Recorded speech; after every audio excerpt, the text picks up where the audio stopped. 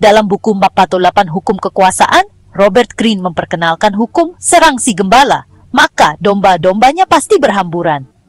Bab ini membahas pentingnya mengidentifikasi dan menargetkan pemimpin dalam sebuah kelompok untuk melemahkan struktur dan kekompakan kelompok tersebut. Dengan memahami dinamika kekuasaan, strategi ini dapat digunakan untuk mendapatkan kendali atau mengatasi hambatan dalam situasi kompetitif. Pada dasarnya, hukum ini berfokus pada konsep bahwa kekuatan sebuah kelompok seringkali berpusat pada pemimpin mereka. Pemimpin bertindak sebagai pusat koordinasi, motivasi, dan visi kelompok. Jika pemimpin ini disingkirkan atau dilemahkan, kelompok tersebut akan kehilangan arah dan menjadi mudah dikendalikan.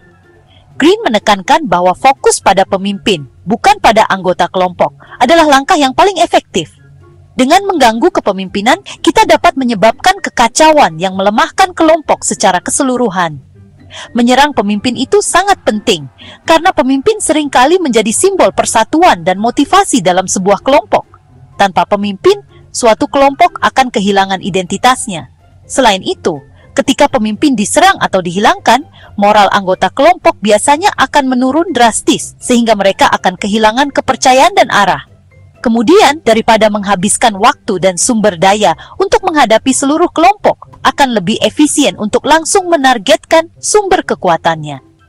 Dan biasanya pemimpin bertindak sebagai pengendali utama, sehingga tanpa mereka, konflik internal dan kebingungan seringkali akan muncul di antara anggota kelompok.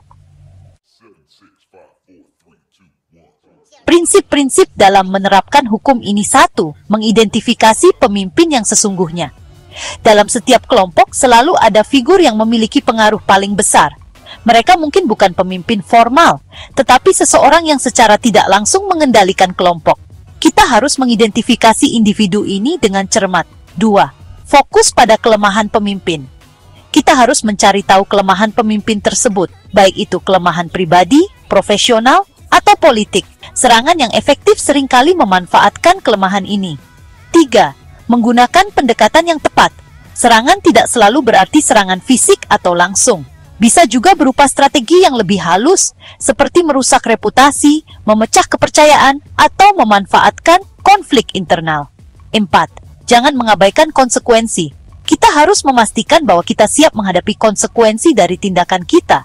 Serangan terhadap pemimpin seringkali menimbulkan reaksi balik. Jadi kita harus memastikan bahwa kita memiliki rencana cadangan. Salah satu contoh modern dari hukum ini adalah operasi militer untuk menangkap Saddam Hussein selama Perang Irak. Saddam adalah pemimpin karismatik yang mengendalikan Irak dengan tangan besi. Ketika ia ditangkap pasukan Amerika Serikat pada tahun 2003, kekuatan rezimnya runtuh dengan cepat. Penangkapan ini menunjukkan bagaimana menyerang seorang pemimpin dapat menghancurkan struktur kekuasaan yang mereka bangun. Tanpa Saddam, loyalisnya kehilangan arah, dan oposisi dengan cepat mengambil keuntungan dari kekosongan kekuasaan tersebut. Pertama, kita harus melakukan penelitian mendalam. Kita harus mempelajari struktur kekuasaan dalam kelompok target. Kita identifikasi siapa yang memiliki pengaruh paling besar dan apa yang membuat mereka kuat. Kedua, menciptakan ketidakpercayaan. Salah satu cara untuk menyerang pemimpin adalah dengan menanamkan rasa tidak percaya di antara mereka dan pengikutnya. Ini dapat kita lakukan melalui penyebaran informasi yang merusak. Ketiga, menggunakan aliansi strategis. Kita bisa bermitra dengan orang-orang di dalam kelompok yang mungkin tidak puas dengan pemimpin mereka. Mereka dapat menjadi sekutu dalam melemahkan otoritas pemimpin. Keempat, menyerang di saat yang tepat. Waktu adalah kunci. Kita harus memastikan serangan kita lakukan pada saat pemimpin berada dalam posisi lemah atau ketika kelompok sedang mengalami ketidakstabilan.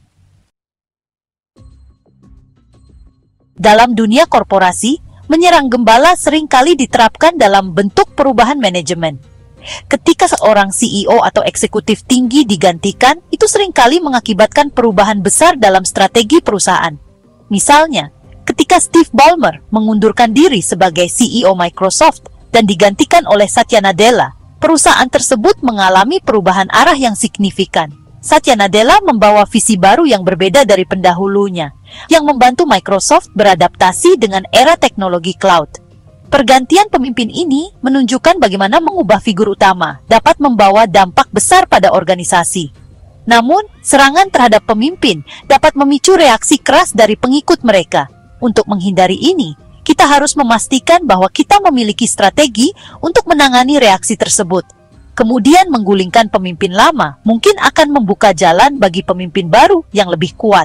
Oleh karena itu, kita harus memastikan bahwa kita siap menghadapi perubahan ini.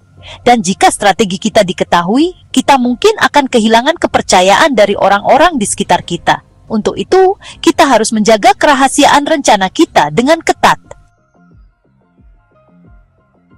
Jadi, bab serang si gembala, maka domba-dombanya pasti berhamburan mengajarkan bahwa untuk mengendalikan atau melemahkan kelompok, kita harus fokus pada pemimpin mereka.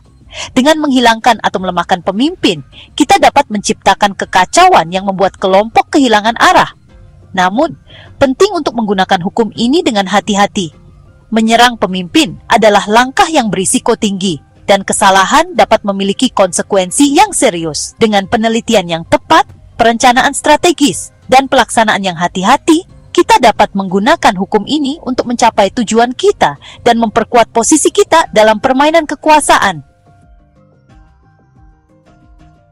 Untuk mendapatkan buku Map 8 Hukum Kekuasaan karya Robert Greene, klik tautan pada deskripsi video ini untuk melakukan pembelian secara online di bellbook.com. Bellbook.com adalah toko buku online yang sudah berdiri sejak tahun 2009 dan melayani pengiriman ke seluruh wilayah di Indonesia.